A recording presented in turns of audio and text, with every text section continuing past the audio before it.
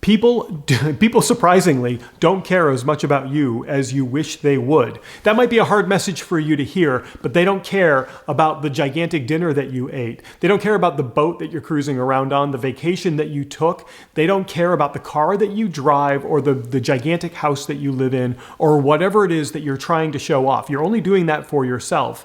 And you're doing that to get a dopamine hit in your brain for all the people, the vapid people that are liking that when you're posting that kind of stuff. Your perfect prospects don't care about that at all. Your perfect prospects care about what you can do for them. So stop showing off your lifestyle and your stuff and start focusing on the transformation that they're looking for and focus on the results that you can give them. Thanks for watching this video. Now go to the link in my bio so you can learn how to get a flood of clients from social media without having to pay for ads or doing anything weird.